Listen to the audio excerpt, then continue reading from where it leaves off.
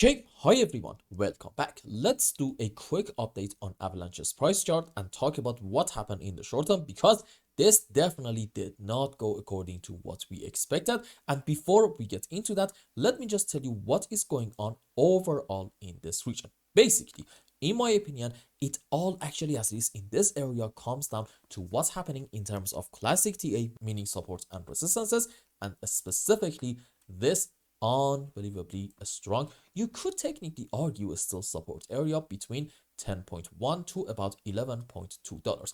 Why is this still a support area? Because this thing is very important to understand that is from weekly and daily time frame at the same time. And if you want to say it's broken, then okay, you need to go on a weekly chart, see an initial move under it, an initial candle close under it, and then a pullback followed by a continuation of the move down. And the moment in this phase we end up taking this important slope, fair enough, at that point you can argue, you know what, maybe the support is indeed broken. By the way, this move on the upside, this pullback, should be a rather slow and choppy move up. Now, if I just go around here, what do you see? I'm thinking probably this is our initial phase down under the level, followed by that whatever kind of move on the upside that we are having, at least so far, I'm going to tell you in a bit why, should probably be considered as just a correction structure.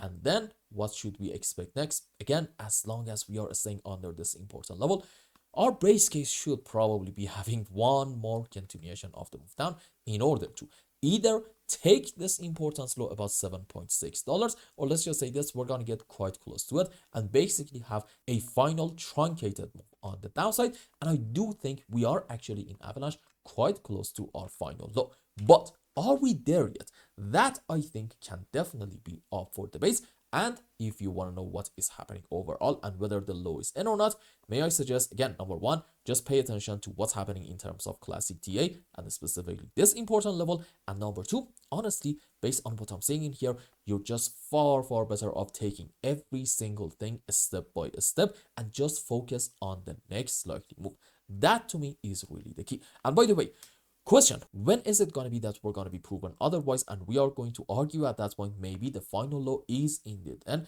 right in here? You know what, when we manage to successfully reclaim this level, meaning we go above it, do a consolidation, and then get yet another move on the upside. If we do this, it will be an awesome sign. And at that point, I'm thinking the next target is probably going to be around the next important cluster of resistance area between $16 to about $19.1.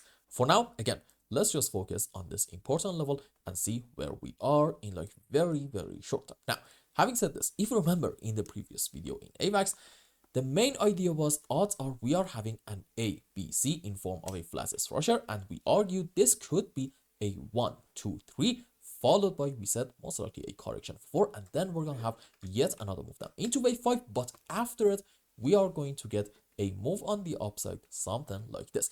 Now, as you can see, we did get our move up. However, pay attention, please. We did by no means get this last move down into our wave 5.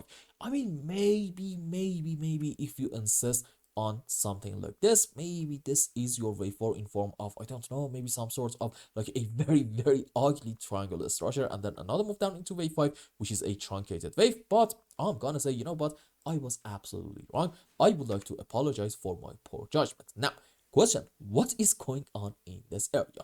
You see, at the moment, in terms of once more classic TA, it seems like that on H1 time frame, we do have a bit of a resistance area right in here. And you might say, well, okay, we are going to get a rejection from here and then have the move down that we talked about, right? You know what? Fair enough. That possibility is very much in the cards. However, I'm gonna say, because we are touching this level way too many times, odds are that we are actually going to see a break of this thing first. Why is this important? Because, you see, let's just go around here. Here is a top tip for you. Let's argue this is a resistance area. Question for you, why is it a resistance?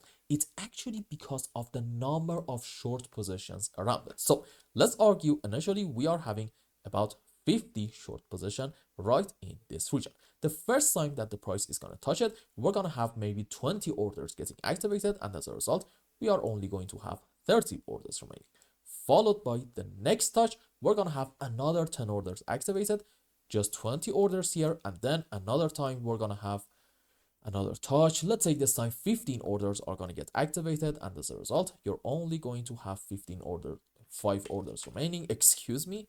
There we go. And there will be a time where you are going to reach to this level and there isn't really going to be like a considerable amount of short position, and guess what, that my friends is actually breaking time. But pay attention to what happened before the breaking time. We just touched this level a couple of times and play with it, hence why then right in here we got a break of it, because by these touches this level was just getting weaker and weaker by the minute. Now based on this, let's go on the live chart. Okay, let's have a quick count.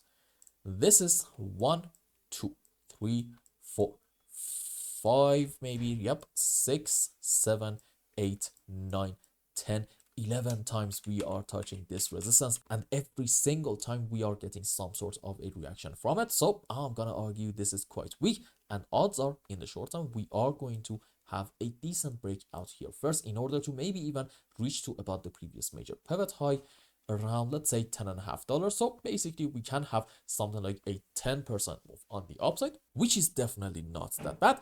But I'm here to tell you, even that move up is not really going to change my opinion, since at that point I'm just going to tell you, you know what, maybe we are having here an ABC flat, sure, but it's going to be into a wave W, correction for wave X, and then what's next? You know what, another move up into wave Y, probably in form of, yep, an ABC zigzag, completing the subwaves for a flat and a zigzag structure, and then it will be time to have a bit of a move on the downside. So as you can see, right now I have changed my mind a little bit about AVAX, because the structures are at the moment suggesting something a little bit different. And again, considering all this, I am still, believe it or not, very much careful in Avalanche, because overall I do think probably we are having a slow and choppy pullback, and the next move might be one on the downside.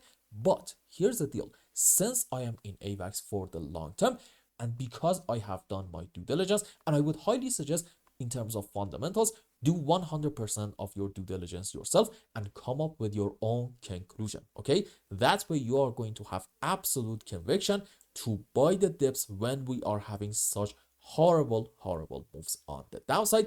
And trust me, when we get something like this in Avalanche, I am once more going to buy the dip big time and get my average purchase as low as possible, because I do think overall, fundamental wise, in Avalanche we are absolutely on the right direction, and I do think in the mid to long term these prices aren't really going to last that long, and we are going to see quite a bit higher prices, I would argue. And I hope I explained everything well and you understood what is going on in AVAX's chart. And until the next update, I hope you have a wonderful time. Goodbye.